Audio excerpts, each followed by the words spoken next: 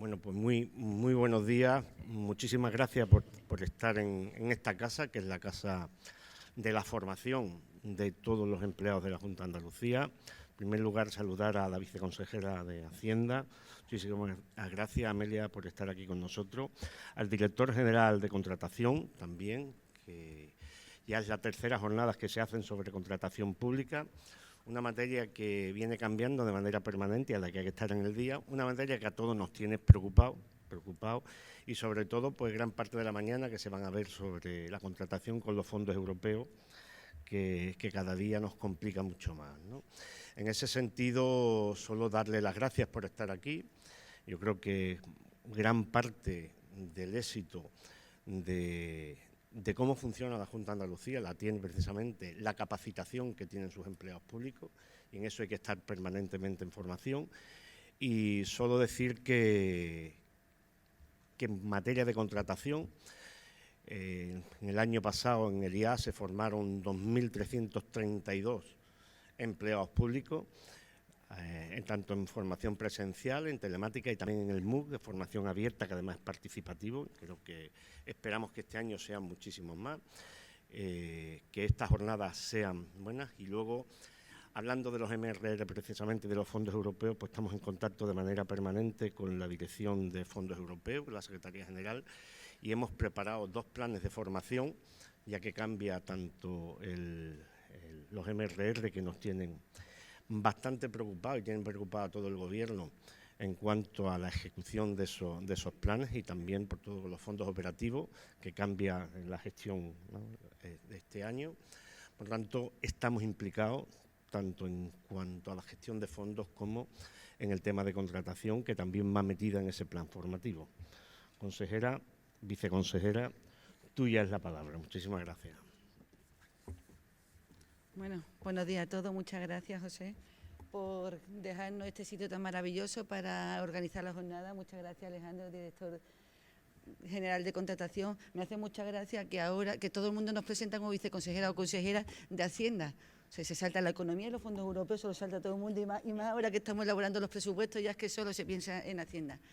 Bueno, pues la verdad es que las jornadas son interesantísimas. La consolidación de un modelo de contratación estratégica en la Junta de Andalucía es fundamental. De hecho, uno de los objetivos principales de la Ley 9/2017 de contratación del sector público, como todos sabéis, es poner los pilares y poner todo lo necesario para realizar una contratación pública estratégica.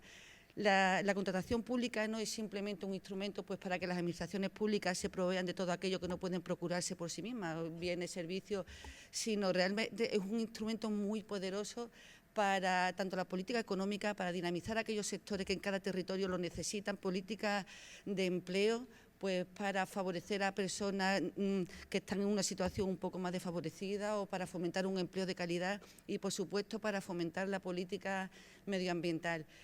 De hecho, es tan importante, influye tanto la contratación dentro de la economía y de la política económica, que en la OCDE, los países miembros de la OCDE, la contratación supone un 12,6% de su PIB. Esto se eleva dentro de la Unión Europea a un 14,9% y en España se sitúa en un 11,4%. Veis, por lo tanto, qué importante es tener una contratación pública estratégica, tanto para criterios sociales, para desarrollo sostenible, criterios medioambientales. Es fundamental dirigir la contratación pública también pues para poder llegar a conseguir esas 169 metas de los 17 Objetivos de Desarrollo Sostenible de la Agenda 2030. Es fundamental dirigir la contratación hacia los sectores y hacerlo bien. En Andalucía, el peso de la contratación pública en el presupuesto anual de gasto supuso un 9% en el ejercicio 2019, y llegó hasta un 10,30% en el 2022 y llegó a alcanzar un 13% en el ejercicio 2020. En este volumen tan importante de la contratación pública dentro del presupuesto de gasto hay que subrayar, hay que señalar y hay que prestar una gran atención a todo lo que es financiado con fondos europeos. Los fondos europeos, bueno, ahora mismo está de moda los Next Generation, el MRR, todo el mundo habla del MRR, no existe otro fondo europeo ahora que el MRR. Realmente, pues claro, pues movilizó casi 70.000 millones de euros en ayuda, de los cuales a las comunidades autónomas nos llegó 30.000 millones de euros. Andalucía tiene asignado unos 3.600 millones de euros. De estos millones de euros se han licitado, hay ahora mismo licitaciones por más de 600, se han convocado licitaciones por más de 680 millones de euros. Yo cuando veo esta cifra me pongo muy nerviosa. Como sabéis, el MRR, tanto el MRR como el Marco 21-27, que ahora hablaré, pues son unos fondos europeos, un marco que están enfocados a la consecución de unos hitos y objetivos. Hasta ahora no estábamos acostumbrados a eso. Nosotros pues ejecutábamos fondos europeos sujetos a la legalidad, llegaba a fondos europeos, nos veía si realmente habíamos cumplido los criterios, si era elegible y tal, y pasaba. El MRR cambia totalmente la visión que hay y está enfocada hacia hitos y objetivos. Lo que se quiere aquí ya no es solo que se gestione sujetándose a la legalidad, eso se da por hecho.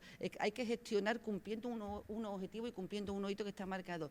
También os digo que ya Europa se ha dado cuenta 50 años más tarde que el mundo anglosajón, pero bueno, nunca es tarde cuando la dicha es buena. Bueno, pues bien, este cumplimiento de hitos y objetivos hace que la contratación deba estar dirigida al cumplimiento de estos hitos y objetivos. No se desembolsa absolutamente nada si no se cumplen los hitos y los objetivos. Da igual que lo hayas hecho bien, que te hayas gastado el dinero, que tengas la factura, si no cumple el hito y el objetivo, no se desembolsa absolutamente nada. El hecho de que estemos enfocados a la consecución de unos resultados no es solo del MRR, eso ha pasado ya también a los fondos estructurales. De hecho, el marco 21-27 ya va con la obligación de cumplir el 100% de los indicadores. Solo en los fondos FEDER, para que Andalucía tiene 4.400 millones de euros, tienes que cumplir obligatoriamente 66 indicadores de realización y 53 de resultados. Es decir, tú puedes ejecutar muy bien, puedes ser elegible, pero si lo que tú destinas, pues, por ejemplo, a la promoción empresarial no consigas que haya llegado a 13.000 empresas y que se haya creado 21.000 puestos de trabajo, tienes correcciones financieras. Con lo cual vivimos en un mundo totalmente nuevo, estamos enfocados al cumplimiento de unos objetivos y lo que es peor, a un cumplimiento de un control estricto. Como sabéis, los MRR tienen 3 niveles de control. El nivel 1 recae en vosotros, en los gestores. No os podéis imaginar cuando salió el Plan de Recuperación y Resiliencia, en ese capítulo 4 del control, estableciéndose el primer control en los gestores. Yo era entonces interventora general, o sea, yo tenía todo el mundo todo el día llamándome todo el mundo, pero si el nivel 1 de control debe recaer en los interventores delegados, en la previa, yo no, recae en vosotros. A partir de ahora, el control empieza por el gestor, es el gestor el obligado a verificar que todo se cumple según dice la Comisión Europea. El nivel 2 de control, como bien sabe aquí el interventor, el nivel 2 de control supone un nivel de control plus, ya recae en la intervención, pero está basado en los 4 jinetes del Apocalipsis. Los 4 jinetes del Apocalipsis que tenéis que revisar vosotros en el control 1. En la lucha contra la corrupción, el no causar daño significativo al medio ambiente, el impedir la doble financiación y lo que todos conocéis con las DACI, la ausencia de conflicto de intereses. Pues todo eso tiene impacto en la contratación. También os quiero decir que para el marco 21-27 todo esto se pasa a esos fondos estructurales también. Sigue el principio de no causar daño significativo al medio ambiente, sigue siendo el principio estrella. De hecho, el marco 21-27 tuvimos que replantearlo porque había alguna medida que tenía un indicio de que pudiera causar un daño significativo al medio ambiente. Tuvimos que reprogramar el 21-27 y hacerle un planteación a la Comisión. Con lo cual, todo esto lo tenéis que ver, eso es fundamental, que se siga en los pliegos y que se siga en la contratación. Para ello, en la Dirección General de Fondos Europeos está la Oficina Técnica de Coordinación de la Contratación con Fondos Europeos, que ya ha dictado 2 instrucciones, la 1 y la 2 en el 2023, y ha adaptado los 28 modelos de pliego de cláusulas administrativas particulares a los fondos europeos. Y os digo, o sea, autofinanciada se va fundamentalmente en capítulo 1, educación, sanidad. Lo que hay para invertir, el gran volumen de fondos que tenemos para invertir son fondos europeos, porque todo lo que se hable de aquí para los MRR será trasladado al marco 21-27 de fondos estructurales, que me preocupa tanto o más como el mecanismo de recuperación y resiliencia. Bueno, después habrá una pausa para un cafelito que nos dará, ¿no, director? Gráfico, intentando... Bueno, se trata del problema de la aplicación COFI, ¿no? A efectos prácticos. Y el principal problema Esa aplicación es como la primera en la frente. O sea, es una aplicación que tienes que iniciar introduciendo datos, pero ¿qué pasa? Que no puedes introducir datos, porque tienes que plantear primero una estructura y una vez planteada esa estructura y que ha tenido todo su proceso de validación y de revisión, entonces cuando sí puedes empezar a introducir datos y cuando sí puedes empezar a usarla como una herramienta de gestión de tus expedientes. Ese ha sido, por lo menos en mi experiencia, el principal problema, que es que la estructura, cuando es necesario que utilicemos Coffee, esa estructura no sabemos plantearla, no sabemos ni lo que tenemos que hacer.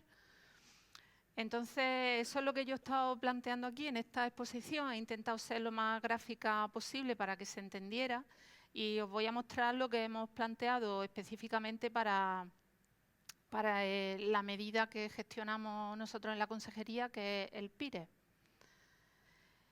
Al plantear la estructura manejamos actuaciones y subproyectos. Los subproyectos pueden ser anidados o pueden ser instrumentales. Con esas herramientas, actuaciones y subproyectos es con lo que planteamos la estructura. Criterios para plantear las actuaciones. Manejamos cuatro variables. En primer lugar, el tipo de actuación, la tipología de la actuación. En segundo lugar, si la actuación implica transferencia económica o no.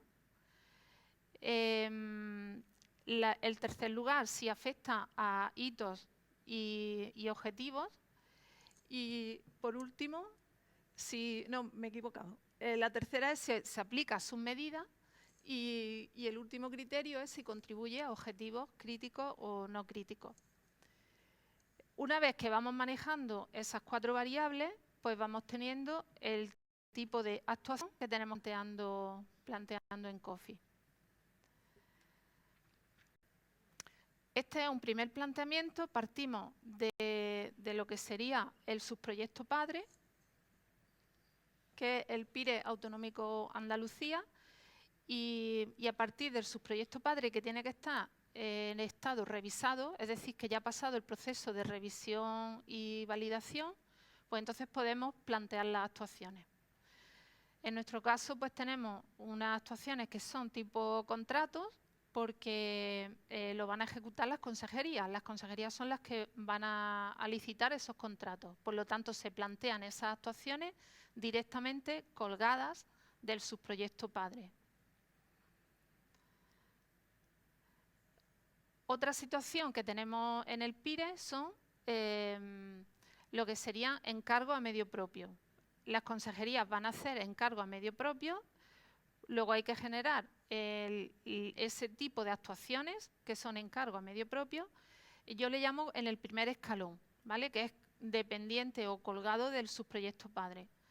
Esas actuaciones, como implican transferencias económicas, pues generan lo que serían unos subproyectos, que en este caso son instrumentales, porque el encargo a medio propio es a una entidad instrumental. Ese sería el segundo escalón, que sería el de los subproyectos instrumentales.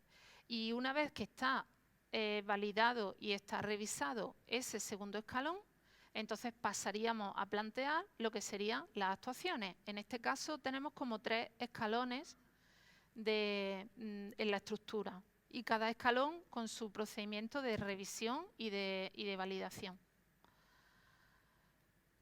Una situación similar pues tenemos para actuaciones obras que van a ejecutar lo que sería el SAS, la Agencia Pública Andaluza de Educación y Radio Televisión de Andalucía.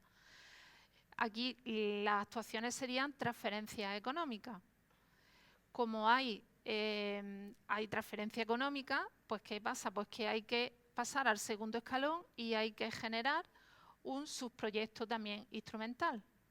Ese subproyecto instrumental pues luego generará sus actuaciones correspondientes, que va a ser también de tipos contratos. Otra situación tenemos con lo que serían las universidades públicas.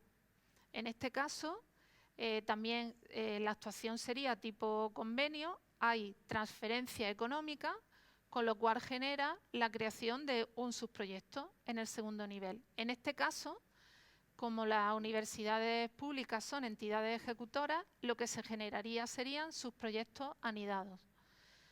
Los subproyectos anidados pues darían pie luego a la generación de sus actuaciones correspondientes de contrato. En lo que es todas estas estructuras son similares, son prácticamente los mismos los escalones necesarios para la validación y revisión. ¿Y dónde se mete el dato del cumplimiento del objetivo?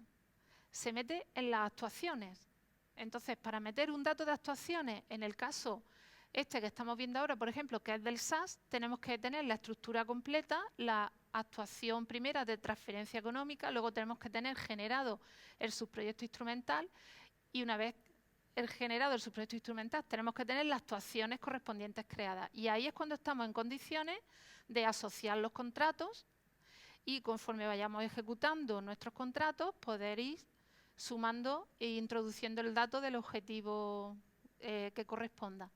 Este objetivo se traslada al subproyecto, en este caso el subproyecto instrumental, y del subproyecto instrumental debe de pasar al subproyecto padre.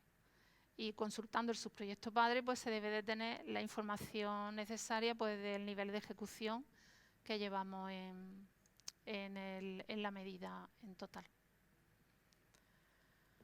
Pues ese sería el planteamiento de la problemática que la verdad es que el manual, tenemos un manual de 235 páginas de COFI que te explica muy bien cómo tienes que crear una actuación, cómo tienes que crear un subproyecto, pero lo que es el aspecto conceptual, el criterio de cómo tienes que plantear esa estructura, pues no es tan evidente como debería de serlo. Entonces eso es lo que yo creo que nos ha pasado a todos los gestores cuando hemos tenido que utilizar COFI y no hemos sabido, no hemos podido empezar a utilizarlo porque no sabíamos, no disponíamos de esa estructura básica para empezar, para poder utilizarlo.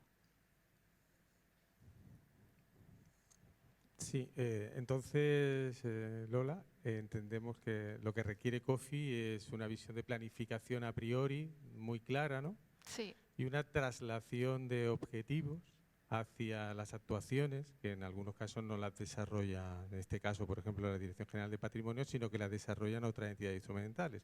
Las entidades instrumentales sí deben tener claro cuáles son sus objetivos, porque al final COFI funciona de forma jerárquica y suma aritméticamente todos los indicadores de todos los proyectos que Lola está poniendo en marcha, con lo cual sí que requiere un trabajo de planificación previa.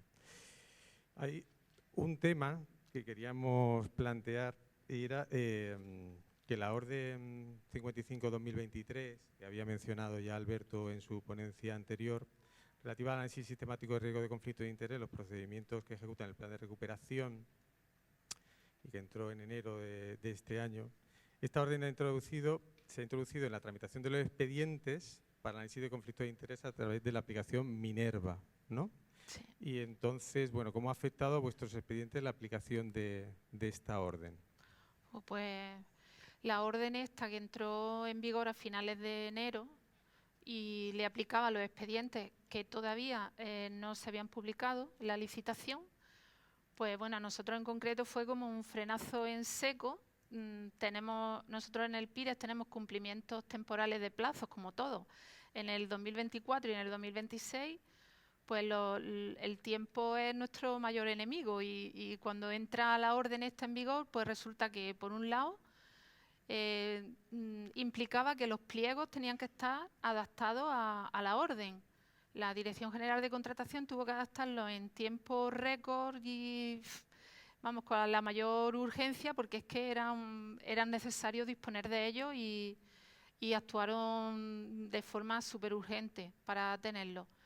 Y luego el segundo punto era que en la tramitación pues teníamos que hacer una comprobación del análisis sistemático, teníamos que dar de alta a unos responsables de operación y obtener un código de referencia de operación que nos lo tenía que dar COFI, pero COFI estaba verde, COFI no estaba preparado para dar esa herramienta, esos instrumentos. Entonces, pues nada, el tiempo iba pasando y COFI no estaba operativo, ni siquiera a nivel de sus proyectos padres, no estaba revisado ni validado por el Ministerio Y nada, en cuanto se tuvo el subproyecto padre operativo, pues lo que estuvimos viendo era que si planteábamos las actuaciones y las actuaciones estaban a nivel borrador, podíamos asociar los contratos y obtener un alta de operación y un código de referencia de operación. Se suponía que las actuaciones deberían de estar en estado revisado, pero eso lo cambiaron en el Ministerio y se permitía como ponerla en estado borrador el poder asociar los contratos. Entonces nosotros lo que hemos estado haciendo ha sido que hemos creado una actuación, digamos, auxiliar o provisional directamente del subproyecto padre y, por ejemplo, contratos del SAS que necesitaban de su estructura completamente planteada para poder asociar los contratos, pues lo hemos asociado a esa actuación provisional. Ahí hemos tenido el alta del responsable de operación, el código de referencia de operación y se ha podido hacer la consulta en Minerva. Esto ha sido la medida que hemos adoptado pues, para no poder retrasarnos en la tramitación de los expedientes y no perder tiempo, porque es que si no, no cumplíamos los objetivos marcados.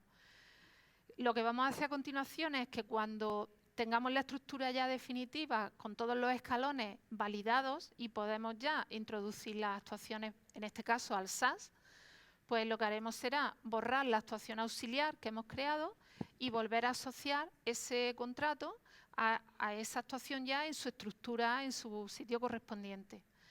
Como se ha hecho la consulta en Minerva con un código de operación que lo ha dado COFI en la actuación auxiliar, cuando lo vuelve a asociar en su sitio correspondiente, COFI te genera otro código de operación nuevo. Entonces, lo que vamos a hacer es subir a COFI el resultado de Minerva que se hizo en la actuación provisional y se aportará un informe en el que se dé toda la trazabilidad de la consulta realizada con el código provisional de la medida provisional y el resultado que arroja. Y entonces ya quedará registrado en su sitio correspondiente de la estructura de COFI. Esa ha sido la salida que hemos encontrado por no quedarnos parados y no perder lo que es el cumplimiento temporal del objetivo. Entonces, administración innovadora. La imaginación al poder. Bueno, pues Pilar. Sí. Sigues tú, ¿no? Sí, sigo yo. Bueno, gracias a todos. Soy Pilar, Juan Marco ya me presenta Aventura. Llevo fondos europeos mucho tiempo y con el MRR un año. Mi experiencia en fondos es grande y en MRR la sorpresa es que son fondos, pero como ya ha explicado muy bien la viceconsejera, ya todos sabemos, ha habido un cambio, ¿no? Un cambio de orientación en la gestión y en las intervenciones. Centrándonos en COFI, el aplicativo COFI, que es la plataforma común de fondos europeos, yo me voy a retroceder un poquito para atrás a la explicación de Lola. Lola es la gestora estrella, tiene todas las casuísticas posibles de tipología de actuaciones y es verdad que también ha sido un poco conejillo de India en el tema del avance, incluso aportando soluciones innovadoras. Bueno, pues yo no tengo presentación, ¿vale? No he traído nada, voy a comentaros un poco, una reflexión sobre COFI y cómo por parte de los gestores podéis afrontar la herramienta.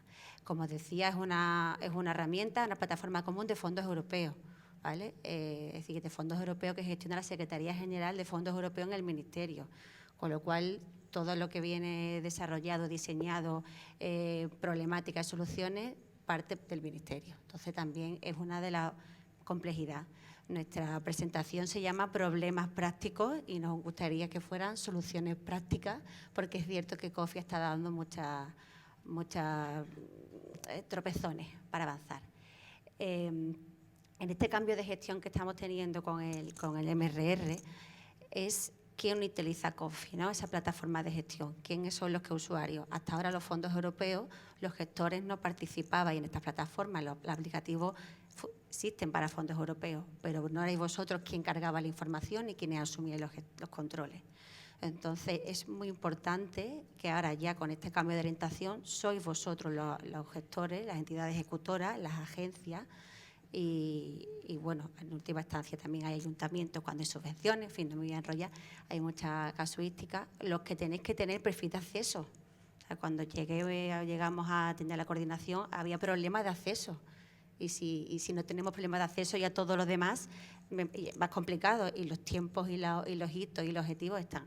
¿Cómo funciona? El acceso tenemos por cada entidad ejecutora consejería el órgano gestor responsable, que son los viceconsejeros, 1. Y tenemos 2 órganos autorizados dentro de cada consejería. Y son estos órganos autorizados los que tienen que daros perfiles editores para poder cargar en COFI. Esto que es un problema que se supone que ya está superado, pero hay consejerías que son muy grandes. Hay consejerías que intervienen muchas direcciones generales, intervienen agencias que también hay que autorizar, intervienen servicios de contratación que también deberíais tener acceso. Entonces, es importante que ya cada uno en vuestro ámbito aseguréis que tiene el acceso y dirigir a vuestra viceconsejería. ¿Vale? Yo aprovecho también este foro porque hemos tenido problemas de acceder. Entonces, una vez que no tienes problema de acceder, no puedes seguir grabando. Digamos que eso es una de las problemáticas a la hora de entrar y afrontar esto. Luego, ya se ha hablado mucho, esta forma tan jerarquizada que tenemos, que está en la aplicación. La unidad de medida para la consecución de los hitos son, en este caso, los contratos, pero como habéis visto que la ha explicado muy bien Lola, está al final de toda esa pirámide de exposición. Tenemos desde los proyectos que vienen del Ministerio, los subproyectos instrumentales, los subproyectos anidados, que es cuando son para entidades ejecutoras, y después llegamos a las actuaciones. ¿Vale? Entonces, esa jerarquía que va de arriba a abajo y después va de abajo a arriba, ralentiza. Tenemos que ser proactivos. Tenemos un sistema de validaciones muy lentas, porque hay un estado de borrador, un estado de revisión, en validación, hasta que está revisado, y los que van interviniendo además de distintas administraciones, cuando encima tenemos ayuntamientos a los que le damos subvenciones, que a su vez tienen que hacer contratos que también se conectan con el sistema, y después dentro de nosotros como entidad ejecutora trabajamos con ministerios diferentes, distintas ramas. Entonces, esa piramización, os voy a dar un dato.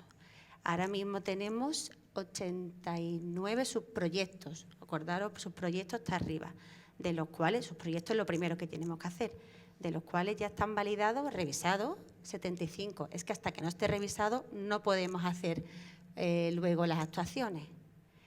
De esos 75, todavía hay 15 en revisión ahora mismo. Entonces, si no están revisados, ahí hay 15 subproyectos que hasta que no se revise, las actuaciones no se pueden grabar. Y hasta que no se pueden grabar las actuaciones, no conocemos el estado real. Decía la viceconsejera, y es así, que hasta que lo que decía que no tenemos el dato no existe, lo que no está en COFI no existe. COFI es el sistema de gestión de los fondos y lo que no aparezca ahí no existe. Bueno, es que yo ya tengo nos pasan fondos europeos. Si la comisión no ve certificación, es como si no hubiéramos hecho nada. No, es que yo tengo ya mi operación de alta, de compromiso, he pagado, pues esto es exactamente igual. Entonces, aquí, solución para esto, es difícil. En el sentido de que tenemos que ser proactivos, Lola ya ha dado una solución a un problema que se han encontrado ellos cuando no está revisado. Ahora mismo hay actuaciones, un total de 250 actuaciones dadas de alta. Algunas en fase borrador que se cambiarán a otra, pero son 250. De las 250 hay 111 contratos y 39 encargos. Es decir, el peso en la contratación, en el éxito o el fracaso del MRR es muy fuerte. Tenemos el MRR gestionado a través de contratación a un nivel elevado. Entonces, tenemos una complejidad a la hora de aportar datos porque no tenemos una carga masiva. Está diseñada, pero ahora mismo la carga es manual. Aquí los gestores estáis cargando uno a uno. Todo gráfico, intentando... Bueno, se trata del problema de la aplicación COFI, ¿no?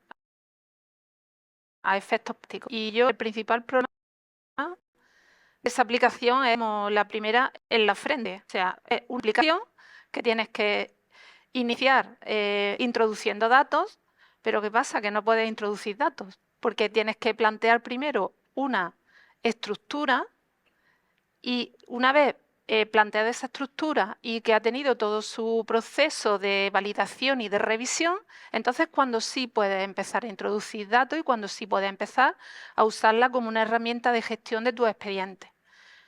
Ese ha sido, por lo menos en mi experiencia, el principal problema, que es que la estructura, cuando es necesario que utilicemos Coffee, esa estructura no sabemos plantearla, no sabemos ni lo que tenemos que hacer. Entonces, eso es lo que yo he estado planteando aquí en esta exposición. He intentado ser lo más gráfica posible para que se entendiera y os voy a mostrar lo que hemos planteado específicamente para la medida que gestionamos nosotros en la consejería, que es el PIRE. Al plantear la estructura manejamos actuaciones y subproyectos. Los subproyectos pueden ser anidados o pueden ser instrumentales. Con esas herramientas, actuaciones y subproyectos es con lo que planteamos la estructura. Criterios para plantear las actuaciones. Manejamos cuatro variables. En primer lugar, el tipo de actuación, la tipología de la actuación. En segundo lugar, si la actuación implica transferencia económica o no. El tercer lugar, si afecta a hitos y objetivos. Y por último, no, me he equivocado. La tercera es si se aplica a sus medidas y el último criterio es si contribuye a objetivos críticos o no críticos. Una vez que vamos manejando esas cuatro variables, pues vamos teniendo el tipo de actuación que tenemos planteando en Coffee. Este es un primer planteamiento. Partimos de lo que sería el subproyecto padre, que es el PIRE Autonómico Andalucía, y a partir del subproyecto padre, que tiene que estar en estado revisado, es decir, que ya ha pasado el proceso de revisión y validación, pues entonces podemos plantear las actuaciones. En nuestro caso, pues tenemos unas actuaciones que son tipo contratos, porque lo van a ejecutar las consejerías. Las consejerías son las que van a licitar esos contratos. Por lo tanto, se plantean esas actuaciones directamente colgadas del subproyecto padre. Otra situación que tenemos en el PIRE son lo que sería encargo a medio propio. Las consejerías van a hacer encargo a medio propio, luego hay que generar ese tipo de actuaciones que son encargo a medio propio, y yo le llamo en el primer escalón, ¿vale? Que es dependiente o colgado del subproyecto padre. Esas actuaciones, como implican transferencias económicas, pues generan lo que serían unos subproyectos, que en este caso son instrumentales, porque el encargo a medio propio es a una entidad instrumental. Ese sería el segundo escalón, que sería el de los subproyectos instrumentales. Y una vez que está validado y está revisado ese segundo escalón, entonces pasaríamos a plantear lo que serían las actuaciones. En este caso tenemos como 3 escalones en la estructura, y cada escalón con su procedimiento de revisión y de validación. Una situación similar pues tenemos para actuaciones obras que van a ejecutar lo que sería el SAS, la Agencia Pública Andaluza de Educación y Radio Televisión de Andalucía. Aquí las actuaciones serían transferencias económicas. Como hay transferencia económica, pues ¿qué pasa? Pues que hay que pasar al segundo escalón y hay que generar un subproyecto también instrumental. Ese subproyecto instrumental pues luego generará sus actuaciones correspondientes, que va a ser también de tipos contratos.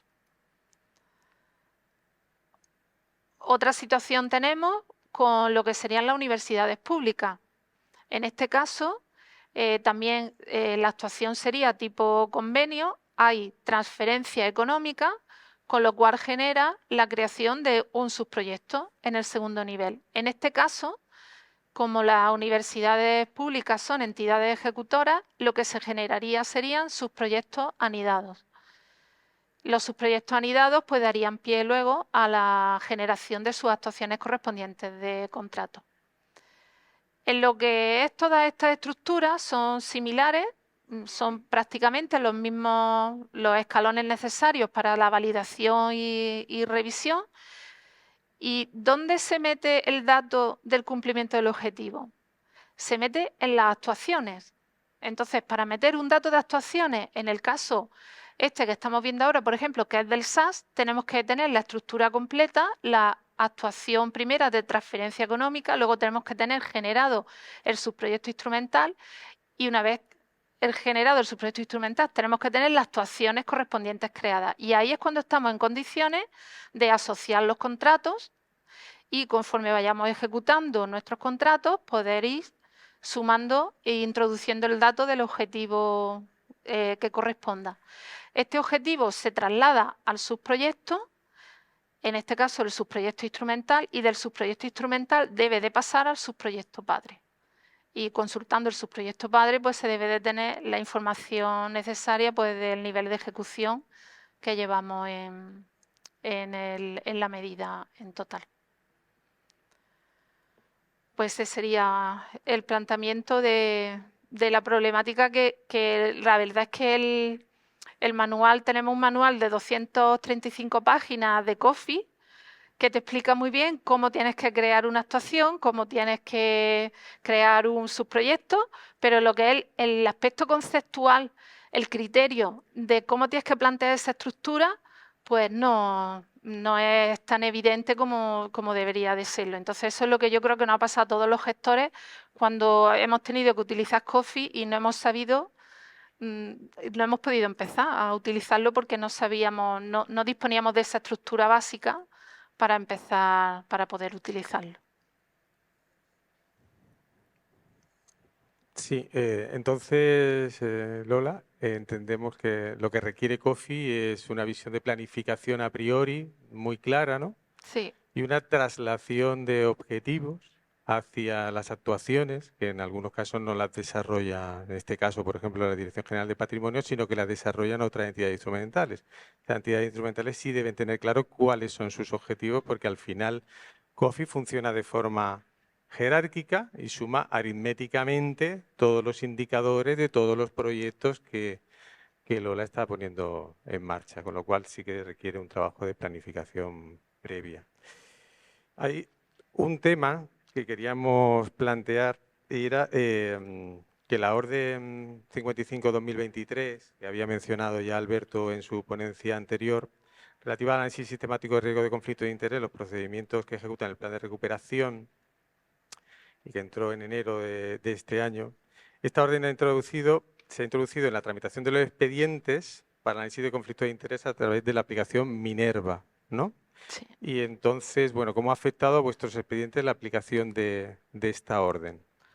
Pues la orden esta que entró en vigor a finales de enero y le aplicaba a los expedientes que todavía no se habían publicado en la licitación, pues bueno, a nosotros en concreto fue como un frenazo en seco. Nosotros en el PIRES tenemos cumplimientos temporales de plazos, como todos. En el 2024 y en el 2026, pues el tiempo es nuestro mayor enemigo y cuando entra la orden esta en vigor, pues resulta que, por un lado, implicaba que los pliegos tenían que estar adaptados a la orden.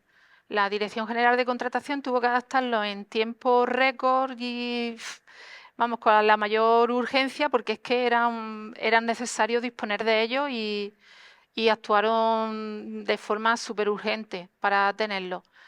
Y luego el segundo punto era que en la tramitación pues teníamos que hacer una comprobación del análisis sistemático, teníamos que dar de alta a unos responsables de operación y obtener un código de referencia de operación que nos lo tenía que dar COFI, pero COFI estaba verde, COFI no estaba preparado para dar esa herramienta, esos instrumentos. Entonces, pues nada, el tiempo iba pasando y COFI no estaba operativo.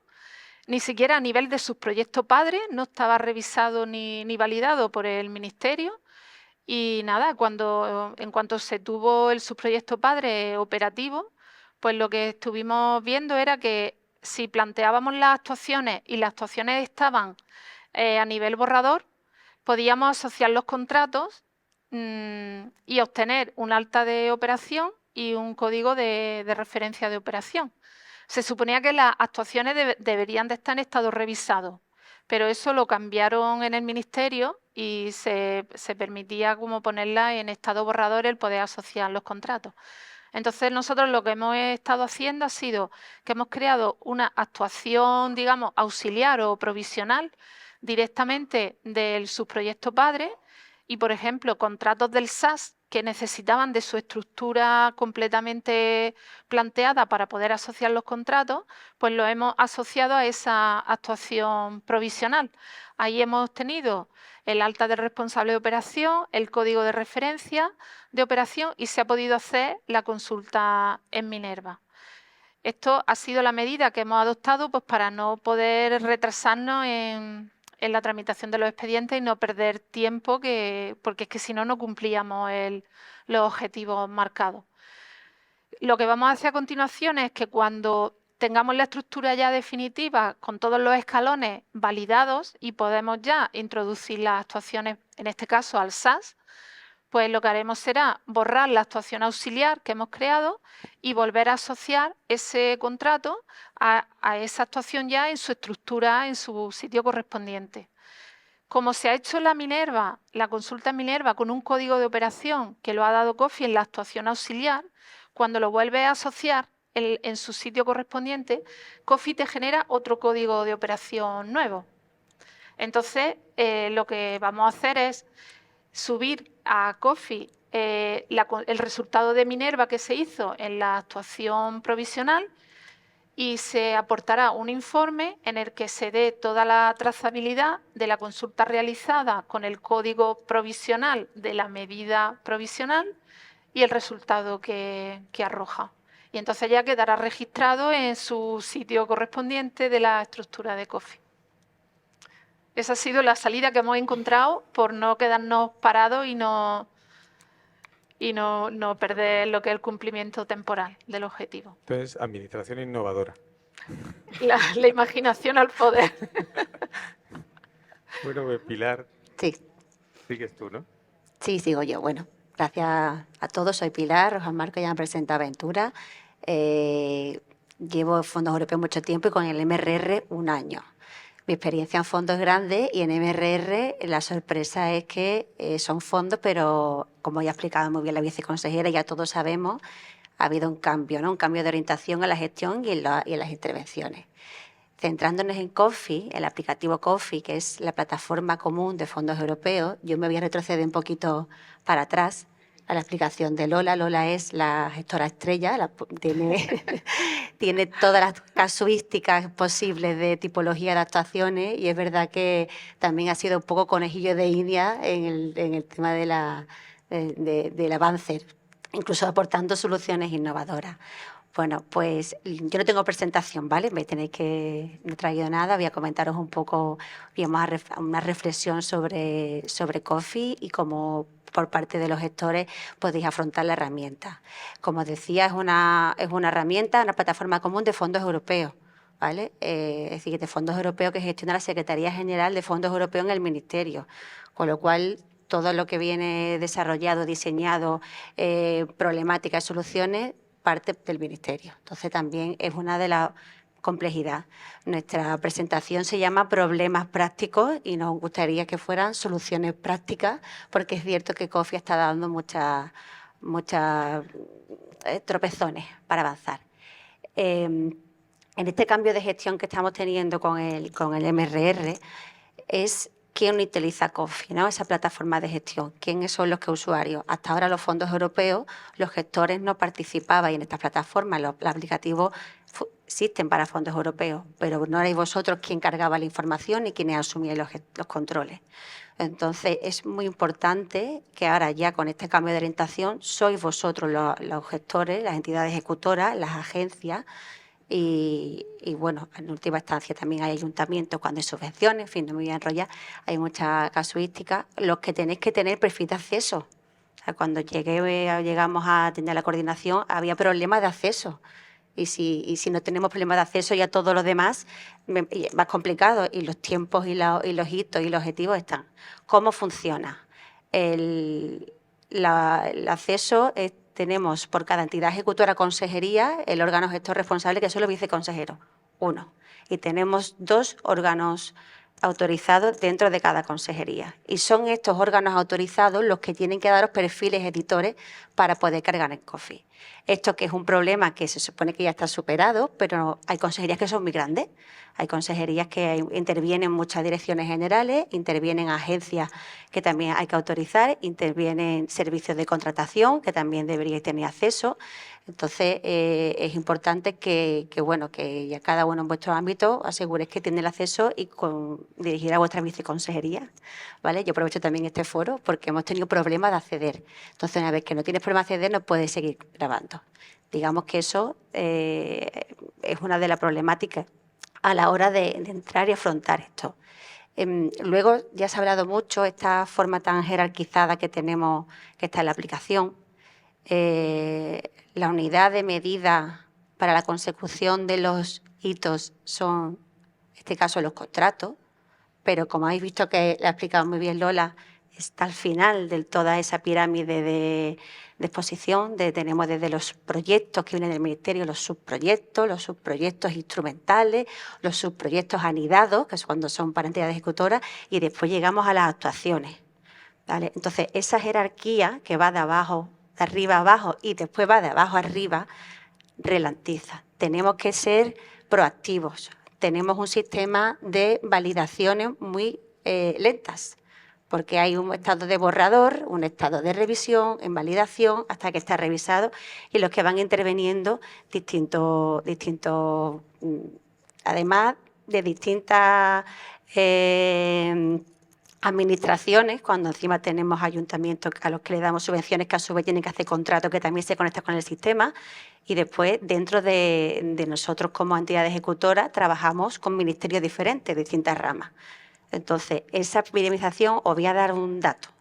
Ahora mismo tenemos 89 subproyectos. Acordaros, subproyectos está arriba, de los cuales, subproyectos es lo primero que tenemos que hacer, de los cuales ya están validados, revisados, 75. Es que hasta que no esté revisado no podemos hacer luego las actuaciones. De esos 75, todavía hay 15 en revisión ahora mismo. Entonces, si no están revisados, ahí hay 15 subproyectos que hasta que no se revisen las actuaciones no se pueden grabar. Y hasta que no se pueden grabar las actuaciones no conocemos el estado real.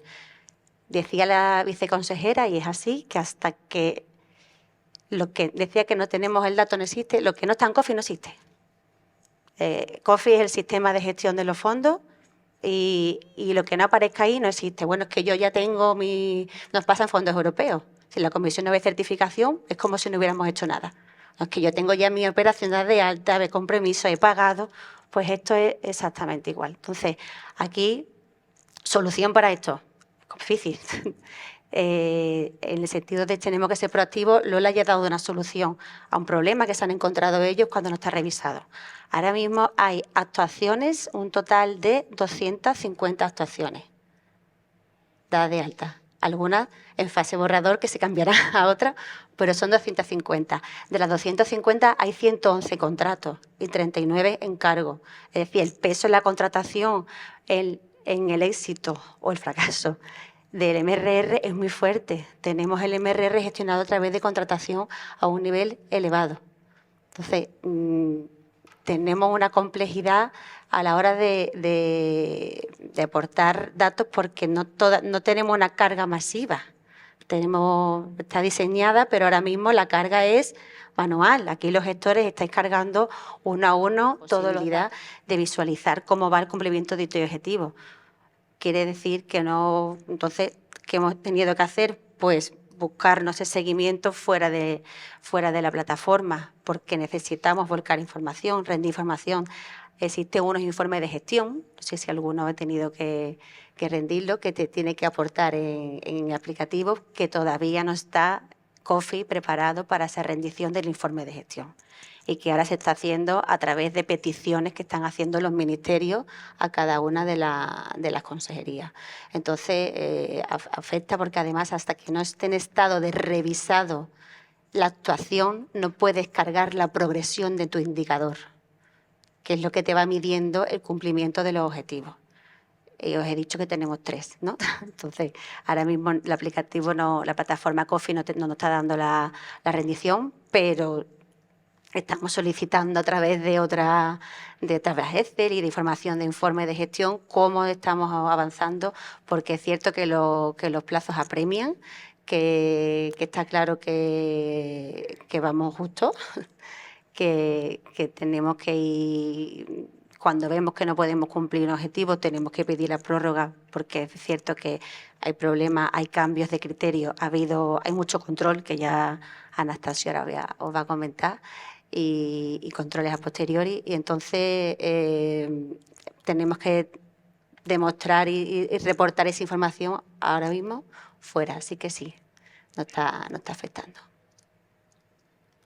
Pues muy bien, muchas gracias. Ya estoy. Pilar. Nada. Seguimos apuntando temas que nos preocupen, ¿vale? No os dé miedo plantear ningún tema. El MRR es algo nuevo, novedoso. Si vosotros lo estáis preguntando, seguramente el 80% se lo está preguntando también de la sala. Así que no tengáis problema. Hacemos recapitulación. Alberto lo ha puesto encima de la mesa. Ojo, estas especialidades no es una sugerencia. Tienen que estar todas dentro de los pliegos, tanto de los contratos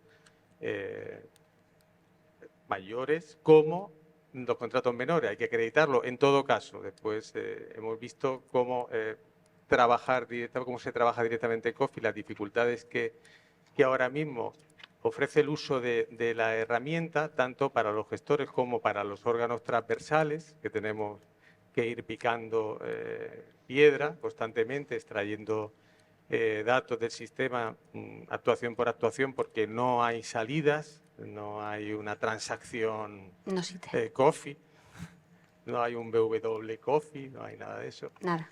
¿Vale? Con lo cual el seguimiento a nivel global se hace complicado. No obstante, la herramienta está funcionando. Se han identificado determinados objetivos que están en riesgo de incumplimiento porque se ha cumplido la fecha. Pero como decía Pilar, hay un permanente diálogo porque ya sabéis que es obligatorio cuando incumplimos un objetivo o un hito comunicarlo directamente a la entidad decisora, es decir, al Ministerio con el que hayamos suscrito el convenio. Y en este caso, bueno, pues eso está controlado y está en fase de negociación. Visto esto, ahora ya damos el paso a la última parte de la gestión, que es, bueno, pues ya hemos gestionado y ahora viene el control. Para ello contamos con Anastasio del Toro del Valle, que es interventor de control financiero de la Junta de Andalucía y pertenece a la división de control de fondos europeos y además lleva el servicio del nivel 3 de control, ¿vale? Ahora nos ilústranos, por favor. De acuerdo, si me dejáis. A ver.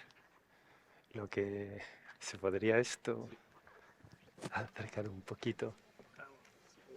¿O aquí? ¿Aquí? Ah, vale, vale, vale. Pues coja la botellita. Sí, hola, buenos días. Siempre con la presentación de antes un poquito más fácil. Se me escucha, ¿no? Pues yo voy a hablar un poco de los controles y auditorías de los MRR, un poco en general. Como la viceconsejera apuntó inicialmente, pues hay 3 niveles de control. Yo de esos 3 niveles de control solamente participo en uno de ellos, en el tercero. Lo que ocurre que, bueno, pues digamos que voy a hacer un breve apunte de los 2 primeros y me voy a centrar más en el tercero, que es al que me dedico. Entonces, para esta presentación, digamos que la divido en 3 partes. Hablar en primer lugar qué entidades son las que participan en estos fondos, ¿no? Y qué 3 niveles de control hay. Y después hablaré del primer nivel de control, que es el del órgano gestor, el segundo nivel de control, que en materia de contratos pues, funciona interventora y mesas de contratación. Y después, finalmente, tercer nivel de control, que es el que hacemos nosotros a través de auditorías de sistemas que estamos llevando a cabo y, posteriormente, cuando nos lo encomiende la IGAE, auditorías de inversiones. Entonces, las entidades que participan en el sistema, pues, por un lado, son la autoridad responsable de estos fondos, que es la Secretaría General de Fondos Europeos. Por otro lado, la autoridad de control, que es la IGAE, y otros entes como el SENEGA, que es el Servicio Nacional de Coordinación Antifraude. Todos ellos pertenecen al Ministerio de Hacienda y Función Pública. Entonces, son ellos quienes marcan la pauta. En medio está ese sistema de información del que se ha hablado, que es el sistema COFI. Que este sistema esté dando problemas o no esté plenamente en funcionamiento o implementado, no quiere decir que se tenga por qué retrasar la ejecución de los fondos. Nosotros admitimos, y en los programas de trabajo que ejecutamos remitidos por la IGAE, admitimos lo que es un seguimiento de la ejecución en sistemas alternativos. Entonces, que COFI no sea en ningún caso el motivo que impida que quede paralizado un expediente. Desde mi punto de vista,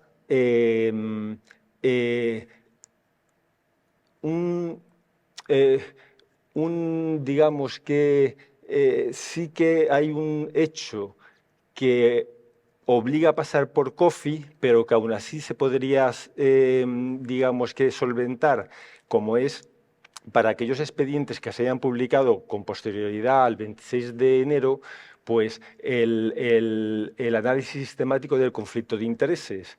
Pero aún así, aunque la actuación no estuviera dada de alta en COFI y no se pudiera obtener el CORO y no se pudiera obtener, realizar en Minerva el análisis sistemático, desde la IGAE se admite que los gestores realicen una comunicación fehaciente a la entidad decisora y que dejen constancia de dicha situación, en el caso de que vieran que ese retraso fuera a provocar incumplimientos en la consecución de esos objetivos. Entonces, digamos que incluso eso se podría solventar. Después están las entidades decisoras, que son los ministerios, que marcan determinadas pautas, pero no tenemos que olvidar que el responsable del fondo es la Secretaría General de Fondos Europeos y la autoridad de controles es la IGAE. Entonces, lo que marque la entidad decisora, los ministerios, respecto a sus componentes e inversiones, hay que tomarlo con cautela algunas veces. Y después están las entidades ejecutoras, que son los propios ministerios, las consejerías en las comunidades autónomas y las entidades locales, además de los entes instrumentales. Los tres niveles de control, pues el primer nivel de control pues, se basa en los sistemas tradicionales de control y gestión presupuestario, además de en el aplicativo COFI, ¿no? Y ese primer sistema o nivel de control, como he dicho, le corresponde a la entidad ejecutora, al gestor. ¿Qué ocurre? Que, como así viene establecido en el plan, nosotros en los controles que estamos realizando exigimos o pedimos que nos acrediten que se cuentan con unidades de control interno independiente. Más adelante lo desarrollaré un poquito más, pero que esto no se queda simplemente en una declaración de intenciones, de que recaiga en el gestor presupuestario el primer nivel, sino que tiene que contar con una unidad. Ya yo no me voy a meter en esa unidad con cuántos efectivos tiene que estar integrada, pero debe de contar con ella. Después, el nivel 2, que lo realiza pues, la función interventora, las mesas de contratación y se realiza también mediante los informes de bases reguladoras, que bueno, que aquí en esta quedaría fuera del ámbito de esta jornada. Y después el nivel 3, que somos nosotros, que lo hacemos mediante la estrategia de auditoría, y lo que se ha hecho es una modificación de las mismas pues para, digamos, dar respuesta a determinadas peticiones de la Comisión de ampliar esa estrategia en poner el punto de mira en hitos y objetivos, fraude, corrupción, conflicto de intereses y doble financiación, y legalidad y irregularidad. Bien. El nivel 1, órgano gestor.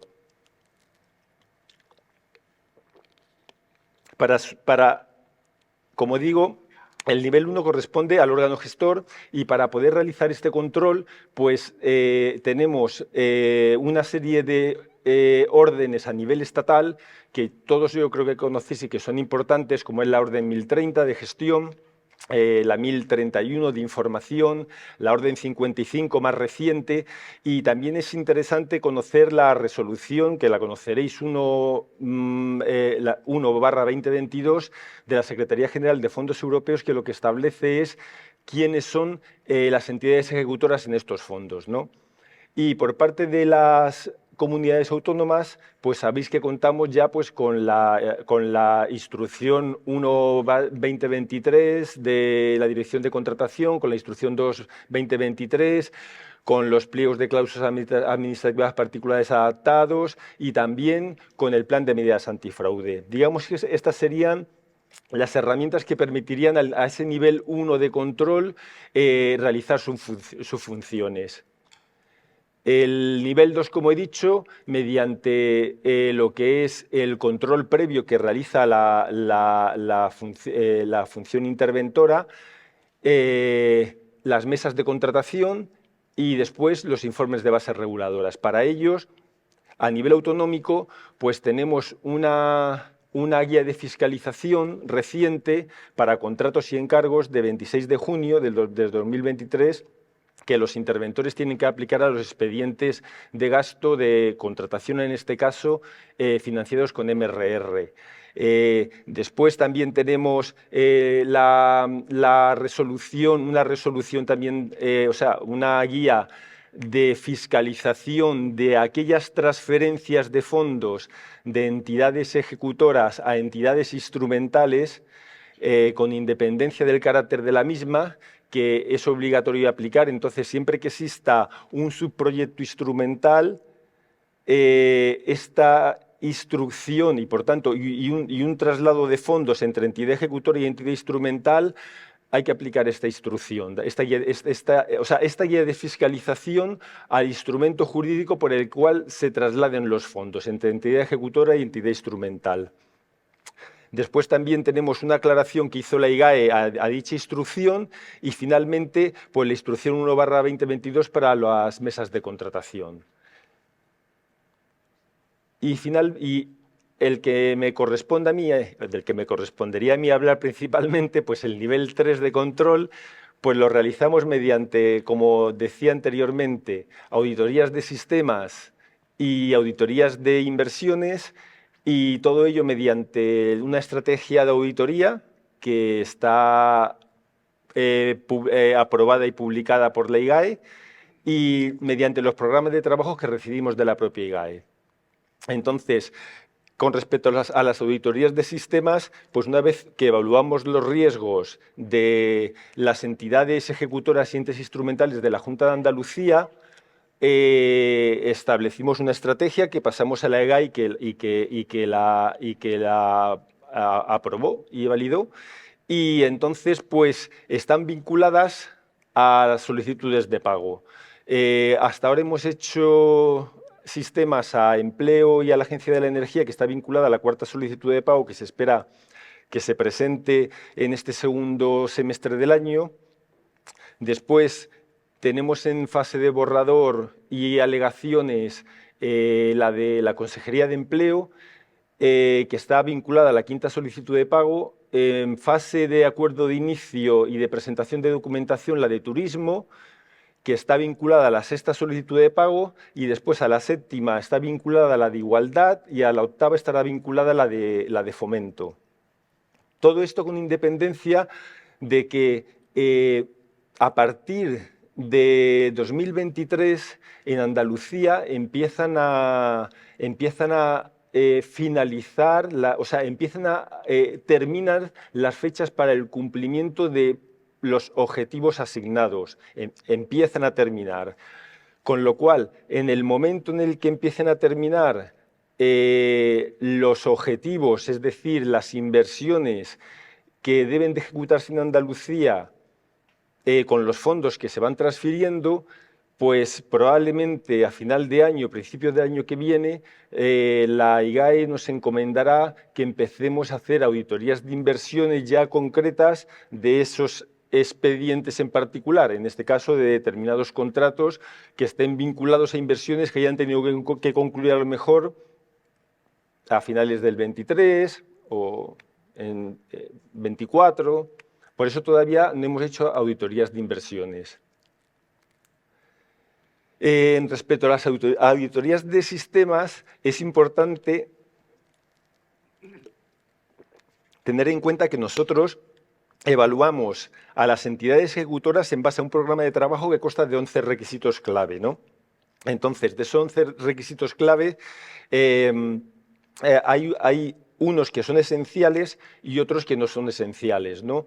Entonces, está el primero, que son los sistemas de gestión de la entidad, está el segundo, que son las autoevaluaciones, está el 3, que ese ya sí es esencial, que es el seguimiento del cumplimiento de hitos y objetivos, está el 4, que es el de fraude y corrupción, que también es esencial, está el 5, que es el de conflicto de intereses, que también es esencial, el 6, que es el de doble financiación, que también es esencial.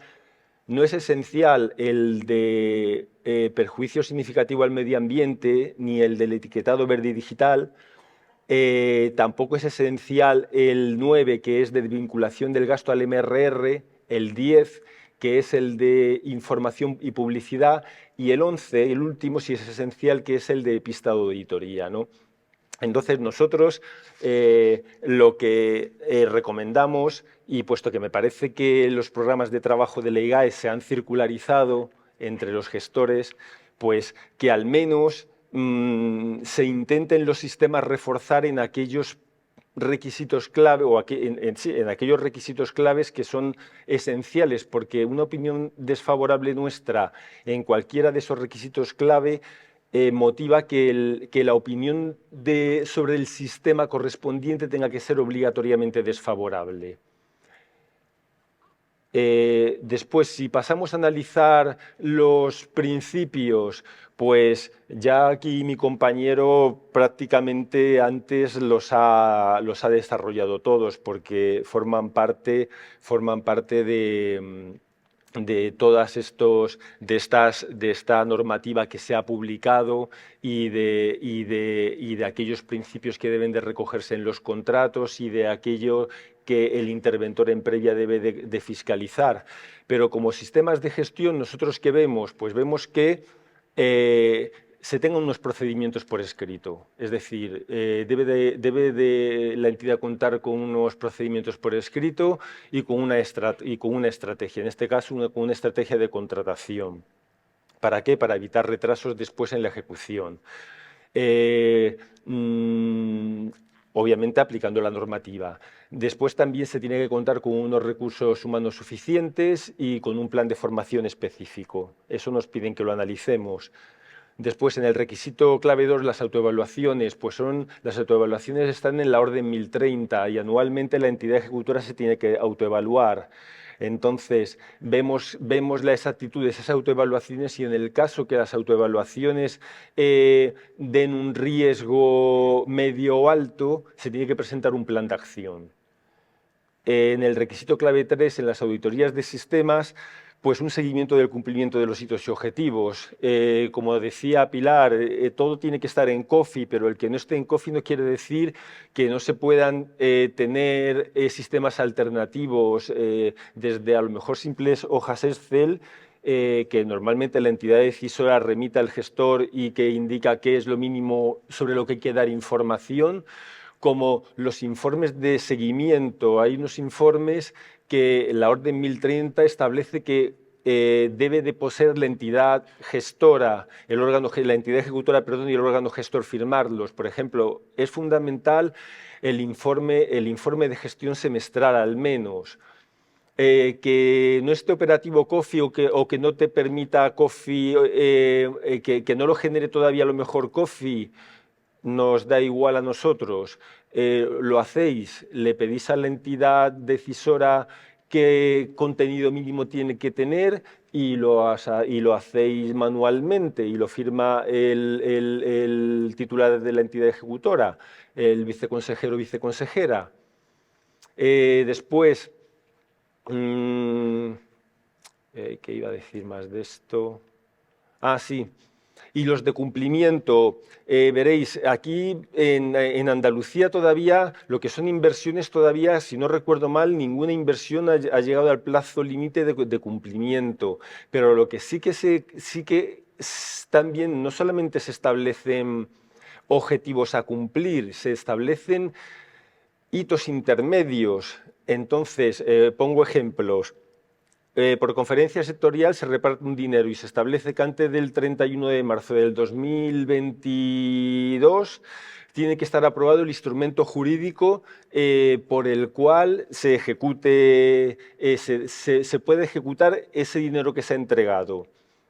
Entonces, ese 31 de marzo de 2022 o de 2023 o de cuando sea, es un hito de control.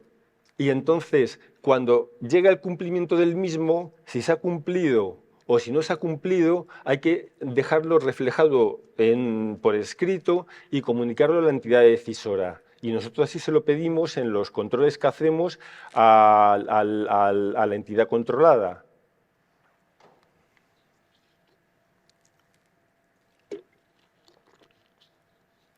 Bueno, yo creo que de aquí sigo avanzando.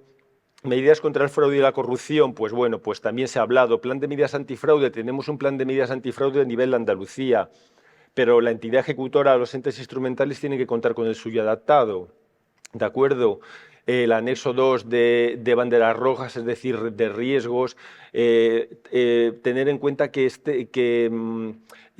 todo esto existía de los estructurales, entonces lo que sí que nosotros ponemos el énfasis y pedimos es que se determinen banderas rojas para el seguimiento de los principios del mecanismo, es decir, banderas rojas sobre hitos y objetivos, sobre DNSH, sobre etiquetado, etcétera, porque las otras, para las estructurales, ya teníamos todas estas banderas rojas y las matrices de riesgos que conforman el anexo 4, ¿no?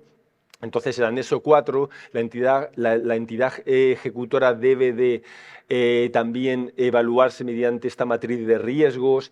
Las autoevaluaciones tienen que estar justificadas, las puntuaciones que se den.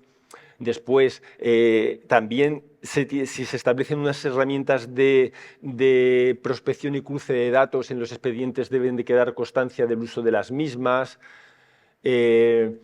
También en los expedientes de contratación, en este caso, debe de existir un checklist, ese anexo 2 de banderas rojas de riesgos debe de pasarse a cada expediente o agrupación de expedientes homogéneos y tiene que figurar como documentación complementaria del mismo. Todo eso también lo revisamos. Y después, canales externos de denuncia ya los tenemos. A partir de ahora sabéis también que se obliga recientemente a contar con cada entidad ejecutora y ente instrumental tiene que contar con un canal interno de denuncia. No nos vale el de Andalucía, ¿de acuerdo? El de la Oficina contra el Fraude. Cada entidad ejecutora o ente instrumental el suyo propio. Después, prevención y corrección del conflicto de intereses, pues tiene que existir DACIS, aunque pensáis que esto es algo baladí, nos seguimos encontrando expedientes en los cuales no aparecen las DACIS de las personas implicadas y muchas veces nos tenemos que ir. Es que aquel funcionario que hizo un trámite que en principio no afectaba al presupuesto ni a los intereses de la Unión Europea. No nos vamos ahí. Nos encontramos con expedientes en los que falta a lo mejor dacis de incluso altos cargos. Entonces, aquí nos vamos al artículo 61 del Reglamento Financiero de la Unión Europea. Entonces, el artículo 61 del Reglamento Financiero de la Unión Europea obliga a la suscripción de dacis de toda aquella persona que intervenga en la gestión del gasto de un expediente financiado con MRR. Y después, además, a partir del 26 de enero, sabéis que hay que hacer el análisis sistemático del conflicto de intereses, ¿de acuerdo? Que obliga a la orden 55. En cualquier caso, como he dicho, no me retrato con lo anterior. Si veis que algo que un objetivo vence y por culpa de no poder hacer en COFI ese análisis sistemático no se puede seguir avanzando, pues una comunicación a la entidad decisora de dicha circunstancia y que quede constancia documental que se ha realizado. Y entonces a nosotros con eso nos valdría, pero obviamente no quiero decir que no queramos que se salte el órgano gestor este análisis, ¿de acuerdo? Después la prevención, esto no le he dado, ¿no? ¿O sí? Bueno, sí, esto es un poquito más de lo anterior, se obtiene el COFI una vez que se tiene la actuación, y en Minerva, que es una aplicación, como sabéis, de la Agencia Estatal de Administración Tributaria, se hace el análisis y después el mismo, cuando sea ya posible, obviamente, debe de quedar grabado el resultado en COFI, porque nosotros, como nivel 3, tenemos que poder ver que se ha realizado el mismo, ¿de acuerdo?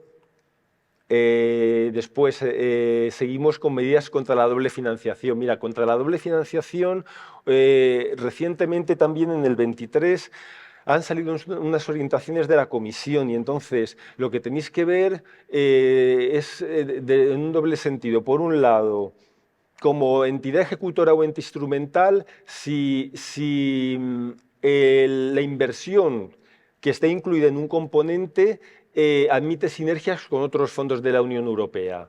Para ellos tenéis que ir al documento complementario del componente, que sabéis que son 30 y que están publicados. Si se indica en ese documento complementario que no se admiten sinergias con otros fondos, aquí no nos vale el artículo 9 del reglamento del mecanismo de recuperación que permite la concurrencia de otra financiación siempre que no se financie el mismo coste, ¿de acuerdo? Entonces, si no se admiten sinergias, no podemos ver financiación por otros fondos europeos. Y después, vale. Y después, desde el punto de vista del beneficiario, pues en contratación es más complicado. La propia Comisión Europea reconoce que es más complicada la doble financiación.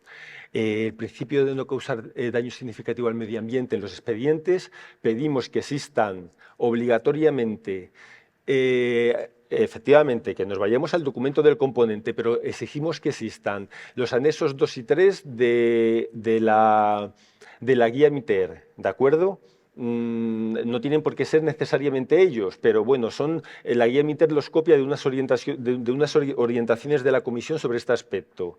Entonces, eso lo pedimos que estén en el expediente y que se evalúe el objeto del contrato conforme a esos anexos.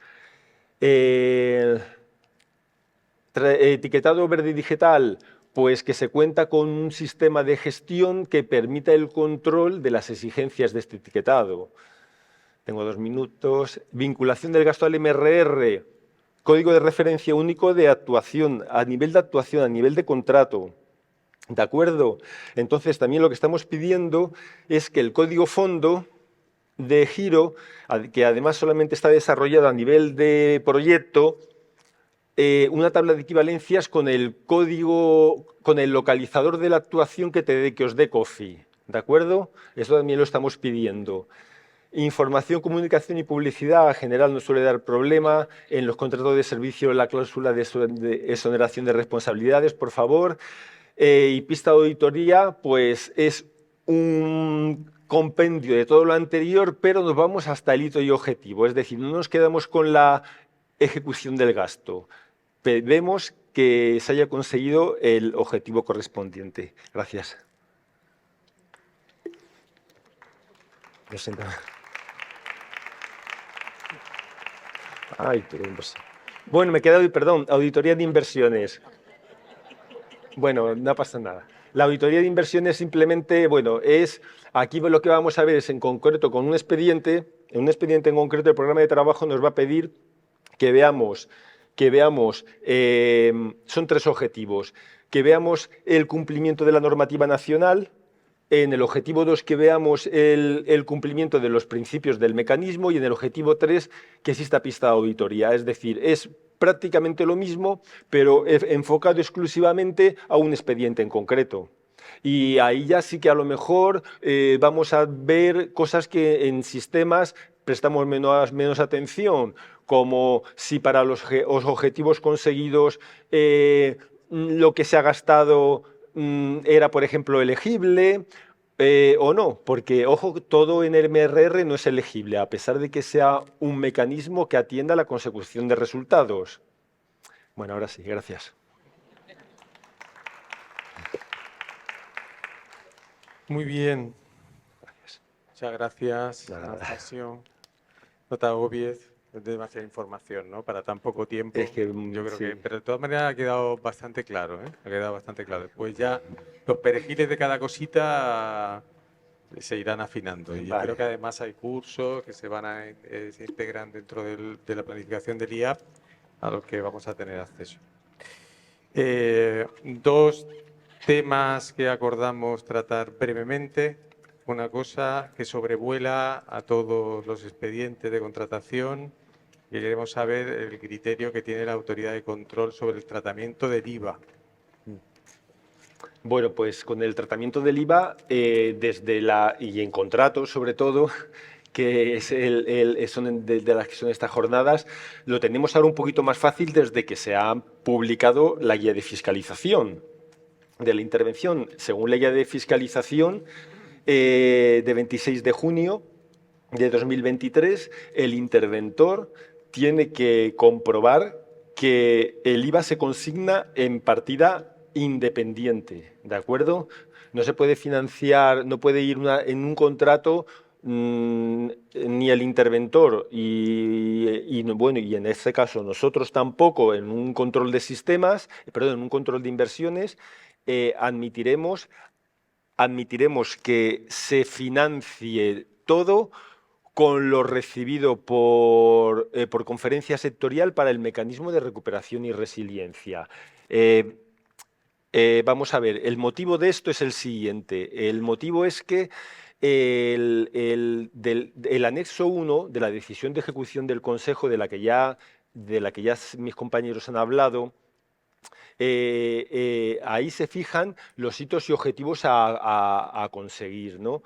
Los hitos y tener en cuenta que en este mecanismo esas solicitudes de pago de las que os he hablado antes, que son 8 solicitudes de pago, y vamos ahora por la 4ª, se liberan por la comisión en base a la consecución de los objetivos a los que las mismas, de los hitos y objetivos a los que las mismas están vinculados, en este caso críticos, ¿no?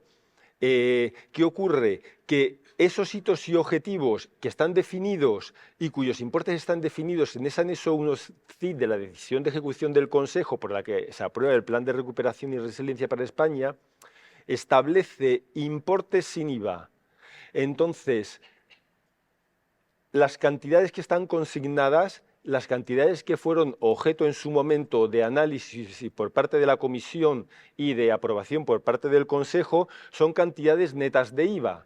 Entonces, en las solicitudes de pago, los objetivos que se consiguen con los fondos que se reciben, se tiene que quedar justificado que no se ha incluido o que no se ha pagado IVA con esas cantidades.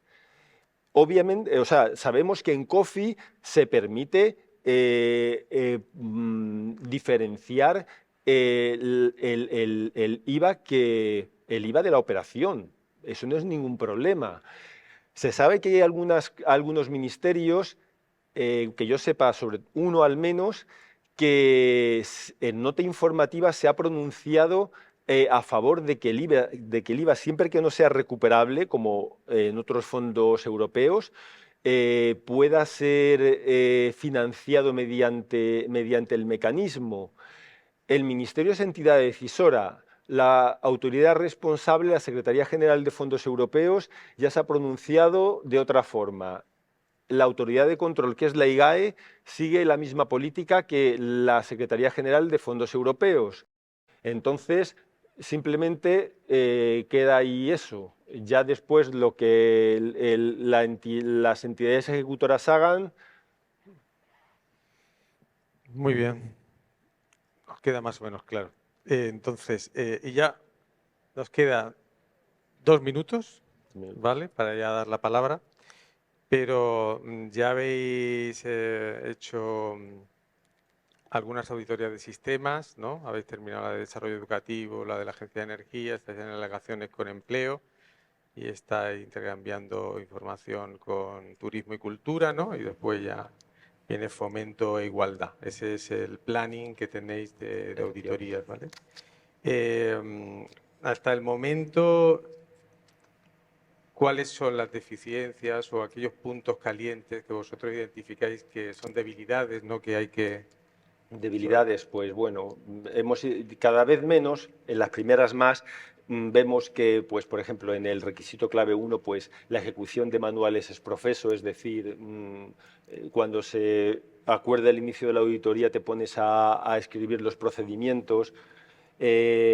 También evidenciamos la falta de unas unidades de control interno independiente y simplemente que le pedimos a la entidad ejecutora que cuente con una unidad antifraude, o sea, que el control independiente al menos sea para el fraude o la corrupción y el conflicto de intereses mediante una unidad antifraude y personal colaborador independiente de la gestión de los fondos y que se cuente también con alguna persona que se encargue de la gestión, del cumplimiento, del seguimiento de los hitos y objetivos. Entonces también nos encontramos con esa carencia.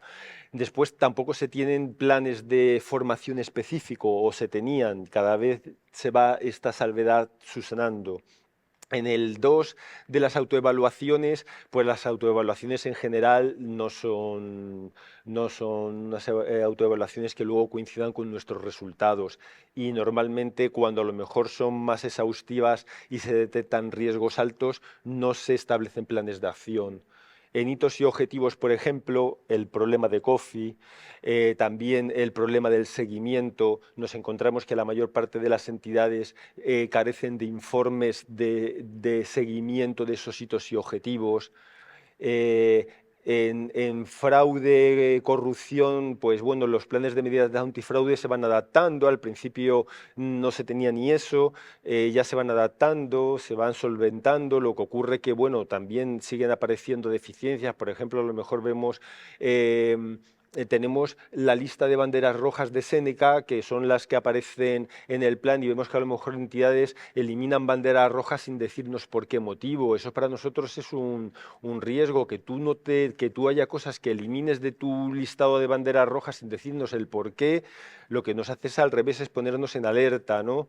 El canal interno de denuncias, en el tema de las DACI, lo que he comentado de las DACIs, doble financiación, bueno, es un poco en general, un poco de todo, es decir, un poco de todo. Entonces, por eso lo que cuando comunicamos el borrador de informe, lo que aconsejamos es que al menos en aquellos requisitos que son esenciales, se intente, entre el borrador de informe y el informe definitivo, documentarnos que se han conseguido mejoras, se han implementado mejoras para poder cambiar nuestra opinión, al menos de desfavorable a favorable con salvedades, que sería la que iría por encima de desfavorable.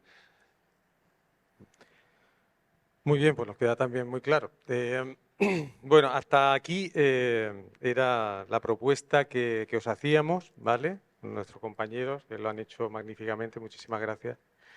Han propuesto una serie de temas y ahora pues nos quedan 15 minutos que deberíamos aprovechar. Y aprovechar quiere decir que participemos para que estas jornadas no sean unidireccionales, sino que realmente sean fructíferas y seamos capaces de extraer mucho más conocimiento. Preguntas sobre algo que no os haya quedado claro, hay que aprovechar. Segundo, sugerencias, debates que podamos abrir, aunque no tengan que cerrarse aquí, obviamente, pero que cosas que os preocupen y que queréis insistir en ello. Y por último, también buenas prácticas, de la misma manera, por ejemplo, que Lola ha hablado, pues mira, nosotros hemos resuelto esto de esta manera. Si estáis contentos, si conocéis una buena práctica en vuestro departamento, en vuestra gestión, que deba ser conocido por nosotros, pues os rogamos que la hagáis pública. Así que os toca. Ánimo. Nada. Cristina Tutor, tiene la palabra. Aquí, ahí también.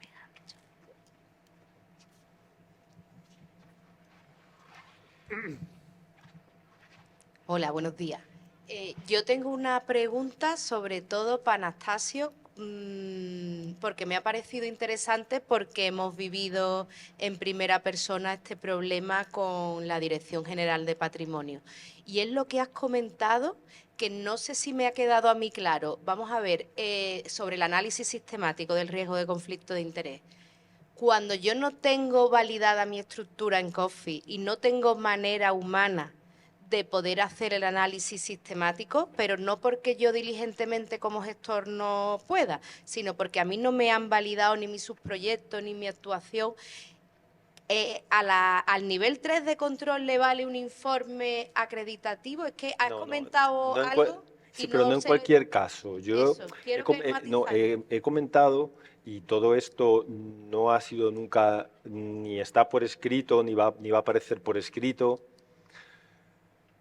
A preguntas a la autoridad de control, si ante situaciones de una entidad ejecutora o instrumental que, por ejemplo, a la hora de ejecutar pues, unos contratos y ante la cercanía del vencimiento de los plazos para el cumplimiento de esos objetivos críticos, ¿qué debía de hacer?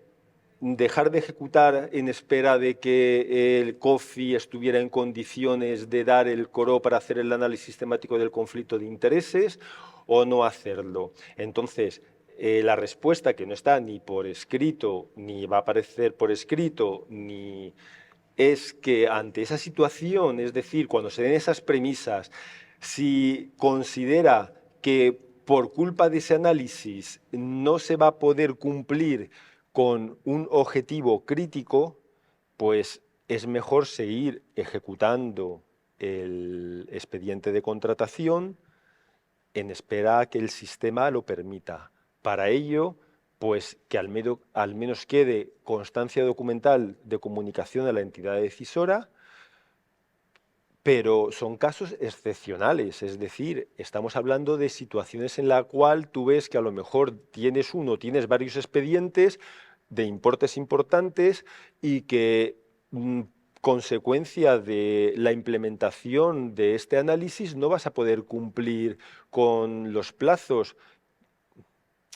Pero ya os digo, esto no está ni por escrito y ni quiere decir que a lo mejor en un control, ante la falta de ese análisis sistemático, se vaya... La verdad que ese es el panorama que nos encontramos, pues que hay determinadas reglas que no están claras aquí. Y verás, pero me alegra mucho tu respuesta, porque la verdad es que son supuestos que nos han planteado y yo cuando hablo a los gestores, la verdad es que siempre le hemos recomendado, sigue con tu contrato, acredita de la manera que puedas, como si, verás, ya está en la decisión de cada gestor, como si te planteas pedir una DAFI a cada uno de los posibles licitadores, intenta acreditar en tu expediente de la mejor manera posible que no se produce un conflicto de interés o un interés personal de los participantes, y ya cuando tengas montada tu estructura en COFI, pues si es posible, porque Si es una de posible, claro, claro. otra de las cosas que no tenemos clara es si COFI te va a dejar hacer A posteriori, porque se supone que es un análisis previo, obviamente, claro. Entonces nosotros, la respuesta fue comunicación a la entidad decisora. Esa comunicación a la entidad decisora probablemente implicará una respuesta. Con la respuesta de la entidad decisora también se guarda en el expediente. Si la entidad decisora os dice parar la ejecución del expediente o de los expedientes, pues entonces yo ya sí que lo que haría caso sería lo que me dijera la entidad decisora. Al final se trata de preconstituir la prueba, de dejar la mayor pista de auditoría posible a que tú has sido lo más de que sea, diligente efectivamente. Pues, muchas gracias. Nada. Muy bien, muchas gracias. ¿Otra pregunta o intervención? Aquí. Nos presentamos, si os parece, también.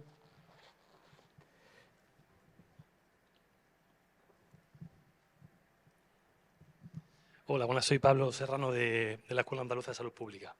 Mi duda es respecto al IVA. Por ejemplo, las entidades instrumentales que recibimos encargos, encomiendas como medios propios personificados, tenemos asignado un importe. Entonces, ese IVA, según la guía de fiscalización de junio de 2023, no sería elegible. Entiendo que en una revisión nos podrían poner algún problema con ese IVA. El tema está que ese IVA lo tendríamos que asumir nosotros como un coste porque por la normativa de IVA no podemos recuperar ese IVA que soportemos de nuestros proveedores en la ejecución de esos encargos. Entonces, no sé si eso está contemplado y de qué manera se encaja esto en la práctica del día a día, ¿no? ¿La pregunta es a mí? Sí, bueno, porque ha hablado, si alguien... Podemos contestarla como queramos. De todas maneras, desde el punto de vista de control, yo creo que la posición ha quedado clara. El IVA no es elegible. Desde el punto de vista presupuestario, sabiendo qué es eso, entonces sí tenemos que hacer un deslinde. Es decir, cuando hacemos un planteamiento de presupuesto para el año siguiente, en tu caso, tendrás que decirle a tu consejería, oye, necesito dinero para financiar esto, porque de hecho, por ejemplo, en PIRE funcionamos así. Es decir, está códigos MRR destinados a eso, y aplicaciones de autofinanciada que están aparte y están presupuestados para el año que viene. Este año estaban presupuestados 50 millones IVA MRR, el año que viene está presupuestado 80 millones. O sea, que en este sentido ya se está funcionando así. Esa es la solución. Tiene que ver con el control. Otra pregunta.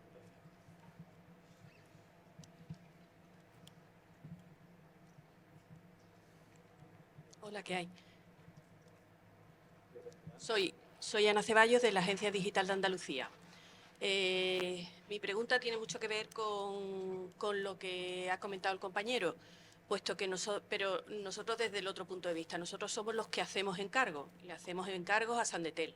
¿Podemos subir el volumen del micrófono?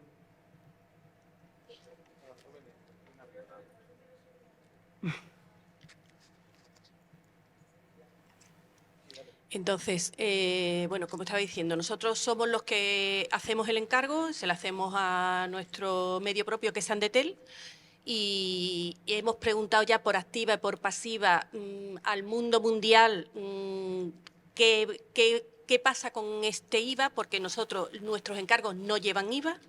Nosotros damos de alta el subproyecto instrumental para hacer el encargo y ahí va consignado el importe total del encargo. ¿Qué va a pasar cuando el ente instrumental, en este caso Sandetel, tenga que meter sus actuaciones que sí llevan IVA? Entonces, eso no conseguimos que nadie nos lo responda. ¿Cómo van a tener que reportar eso en COFI? El otro día, por fin, tuvimos una respuesta de un ministerio donde nos dijo, una respuesta un poquito ambigua, y nos dijo que, bueno, pues que se grabara la actuación tal cual, con su IVA. No sabemos muy bien si eso va a colar, si luego va a haber alguien que va a decir, no, aquí no puede estar el IVA, o qué, pero entonces, ¿qué pasa con ese IVA? ¿Quién lo asume? Pero o sea, las actuaciones se tienen en COFI. COFI permite grabar IVA. Eso, si el problema es si el IVA se ha financiado con fondos del mecanismo. Claro, es que se ha financiado con fondos del mecanismo, puesto que el importe del encargo no lleva IVA. Ya. Entonces, si yo le doy a Sandetel 100, ellos con ese 100 van a hacer contratos que llevan IVA. Y entonces van a tener que gravar el IVA como importe elegible. Es que no se me ocurre de otra manera. Yo creo que la lógica, igual que estamos haciéndolo en tema de contratación, en tema de encargos, tú puedes trasladarle financiación a la entidad, a Sandetel, a través de un código MRR y a través de un código de financiada, autofinanciada. Tú tienes que dotarte de la parte autofinanciada para financiar el IVA que te va.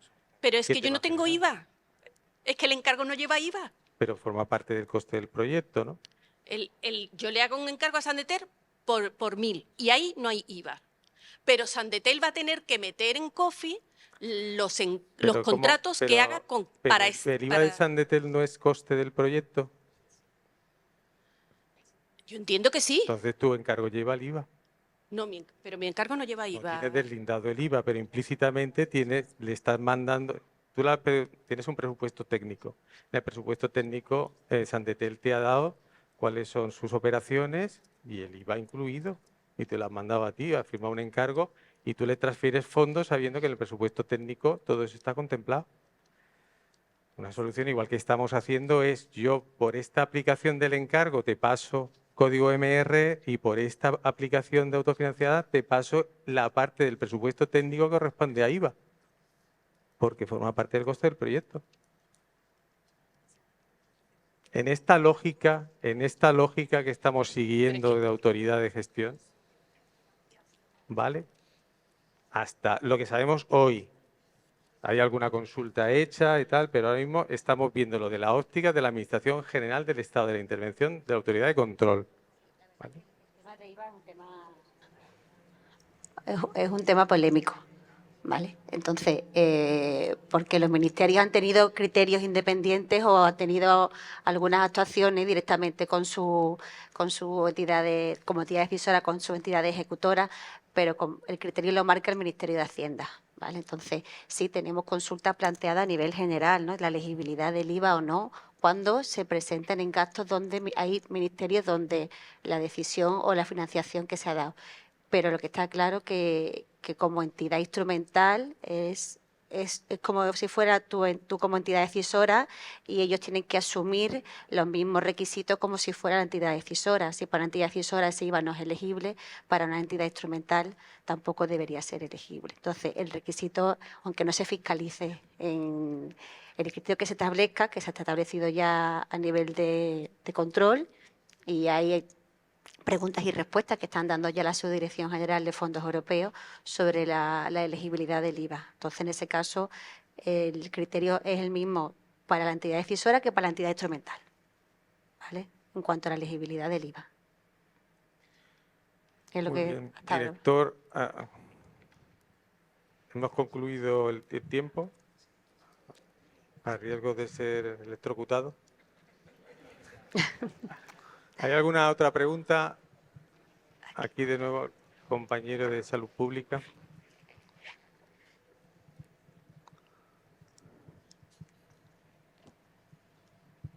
Sí, esta pregunta es respecto a los contratos menores que se utilicen para ejecutar proyectos MRR.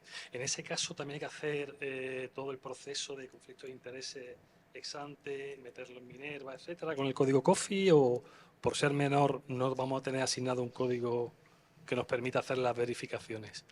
Sí, a priori, si ese menor se somete a licitación pública, debería de incluirse, analizarse en Minerva, el riesgo sistemático de conflicto de interés.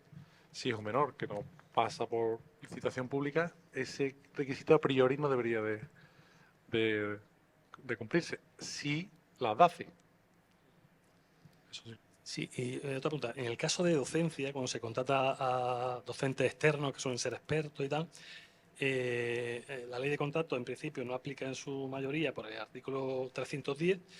En ese caso entiendo que tampoco habría que hacer el análisis de conflicto de intereses, porque además en esto había una consulta publicada en el Centro del Usuario de Fondos Europeos, pero luego la quitaron. Entonces nos quedó un poco la duda si esto queda completamente fuera o no del conflicto de interés.